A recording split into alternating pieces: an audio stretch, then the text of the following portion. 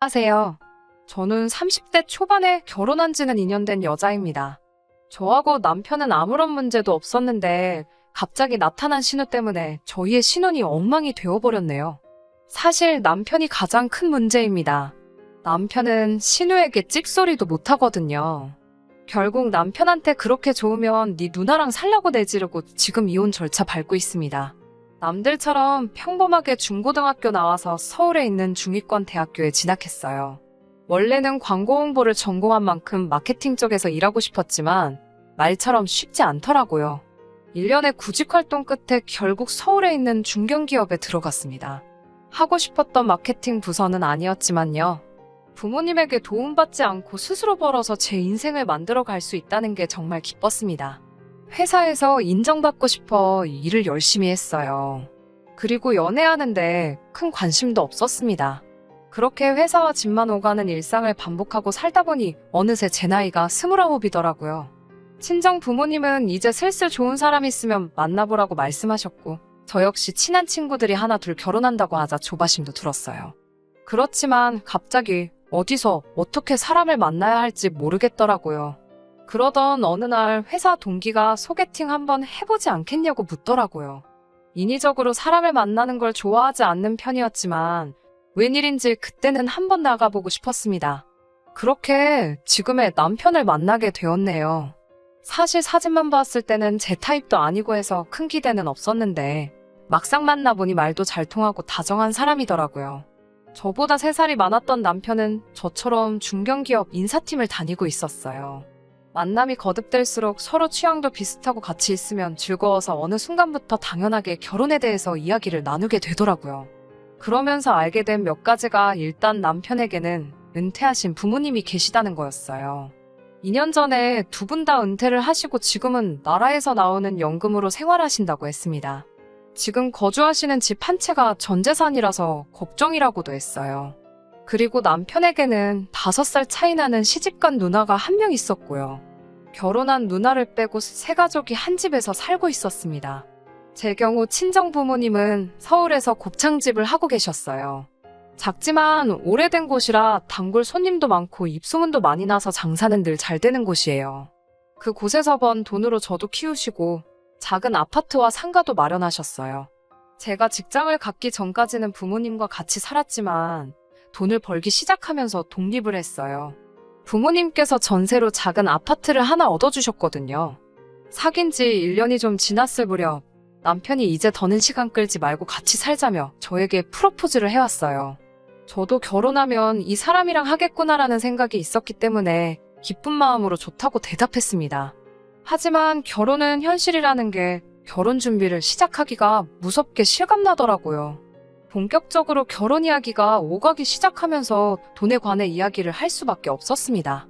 저는 전세 보증금 1억과 제가 따로 모아둔 돈 2천 정도가 있었어요. 반면에 남편은 모아둔 돈이라곤 천이 전부였어요. 남편 말에 의하면 월급이 들어오면 늘 절반 정도는 시부모님께 드렸었다고 해요. 그럼 그 돈으로 시부모님께서 생활비도 하고 신우도 좀 쓰고 그랬다고요. 그 이야기를 듣고 제가 깜짝 놀라서 왜 시집간 누나까지 남편 돈을 쓰냐고 물었습니다. 그러자 남편 말이 자기 매형이 엄청나게 짠돌이라고 하더군요. 반면에 신우는 어려서부터 절약을 모르고 살던 사람이고요. 그러다 보니 신우가 시부모님한테 자주 손을 벌린다 했어요. 그때만 해도 결혼식을 올리기도 전이었으니까 제가 남편한테 돈을 주라 주지 마라 그런 소리는 하기가 어려웠어요.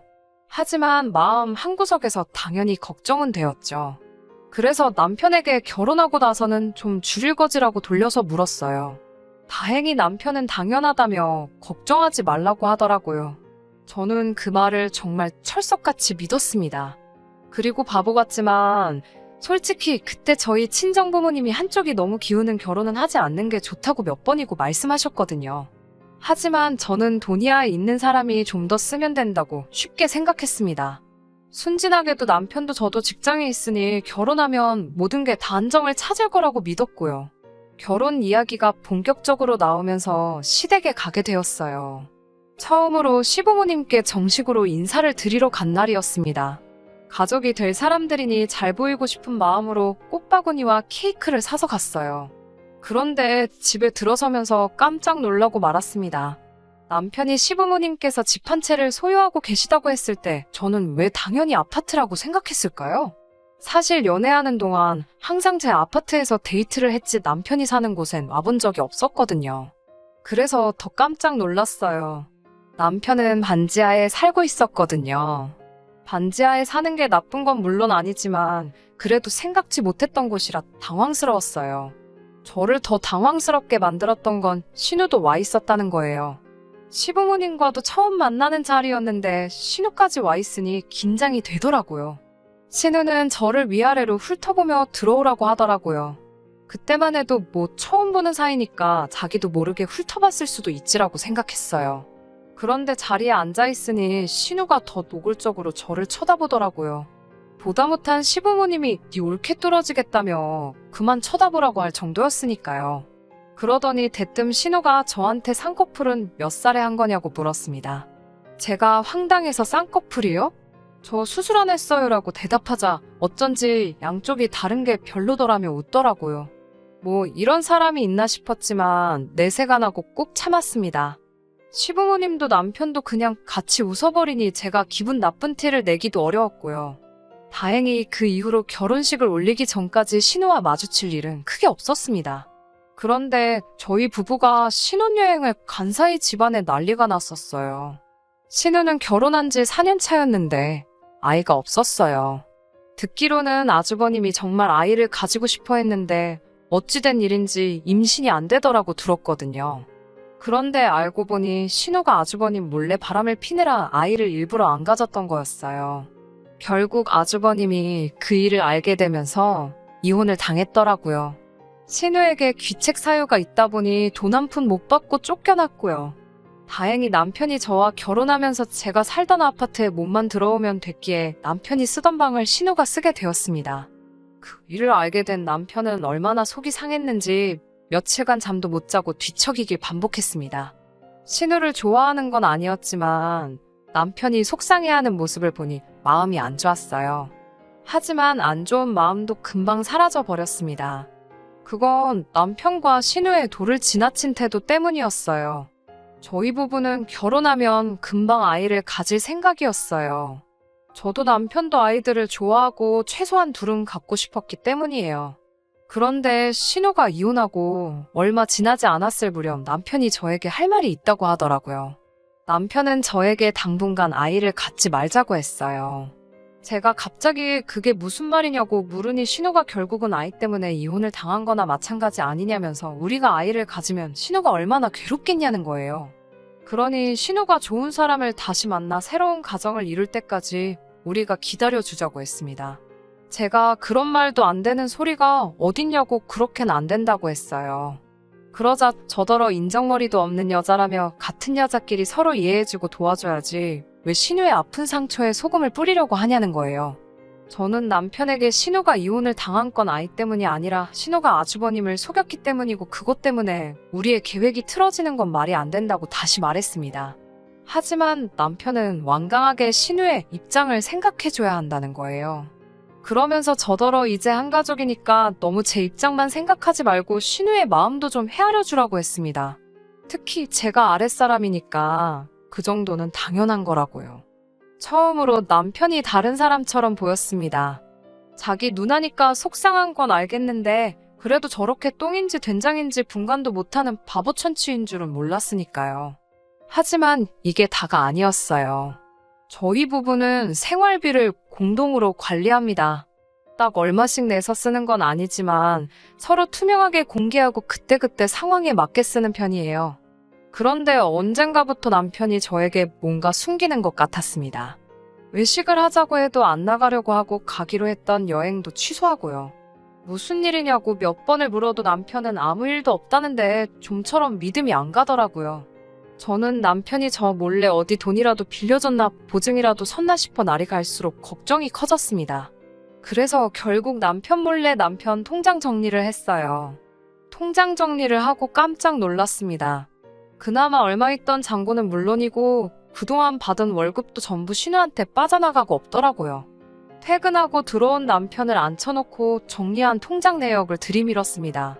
그러자 남편이 당혹스러운 표정을 하더니 저한테 자기한테 말도 없이 왜 통장 정리를 하냐고 화를 내더라고요. 저도 이번만큼은 지지 않고 이게 뭔지 확실히 설명하라고 맞섰어요. 남편은 제대로 저를 설득하려는 노력조차 해보지 않고 자기가 자기 돈자기 누나주는데 뭐가 문제냐며 저더러 짜증난다고 소리를 치더라고요. 그러면서 아이 타령도 그만하래요. 아이를 갖고 싶은 게 아니라 그게 하고 싶어서 그런 거 아니냐면서 저더러 너무 밝힌다고 더럽다는 거예요. 어떻게 자기 아이의 엄마가 될 여자한테 그런 말을 할 수 있는지 충격에 거의 쓰러질 뻔했습니다. 하지만 저도 더러운 걸로 치면 네 누나가 더 더럽다고 저 발닦는 수건보다 더 더럽다고 한마디 해줬어요. 순간 제가 TV 옆에 기대놓은 골프채가 눈에 띄더라고요. 제가 종종 집에서 자세 연습을 할 때 쓰던 건데 이렇게 쓸 줄은 몰랐습니다. 전 골프채를 집어들고 남편한테 당장 내 집에서 나가지 않으면 이걸로 네 그 주둥아리를 후려치겠다고 했습니다. 남편은 해볼 테면 해보라는 식이더군요. 그래서 일단 그걸로 소파 앞에 있는 커피 테이블을 내려쳤어요. 그러자 남편도 제가 장난이 아니라는 걸 알았는지 아니면 정신이 든 건지 저더러 뭐하냐고 미쳤냐며 내려놓으라고 하더군요. 제가 내가 너 패고 껌값 물어주고 만다고 얻어터지기 싫으면 당장 짐 싸서 내 집에서 나가라고 소리를 질렀습니다. 그러자 남편도 상황 파악이 된 건지 자기가 잠깐 정신이 나갔던 것 같다고 제가 하라는 대로 할 테니 그만하라고 안절부절 못하더라고요. 남편의 그런 모습을 보니 얼마나 한심하던지요. 제가 다시 한번 골프채를 휘두르며 내가 이거 들고 니네 집에 쫓아가야 정신 차리겠냐고 하자 남편은 거의 울다시피 하며 대충 집을 챙겨 나가더라고요. 그런 남편 뒤통수에다 대고 그렇게 신우가 안쓰러워 죽겠으면 네가 옆에 끼고 먹여 살리라고 악다구니를 썼습니다. 한두 시간 지났을 무렵 신우한테 전화가 왔습니다. 그러더니 저에게 미친 어쩌고 하면서 욕을 하더라고요. 그래서 저도 남자의 환장에서 쫓겨난 주제가 어디다 대고 떠드냐고 가서 평생 다른 남자들 첩질이나 하라고 했네요.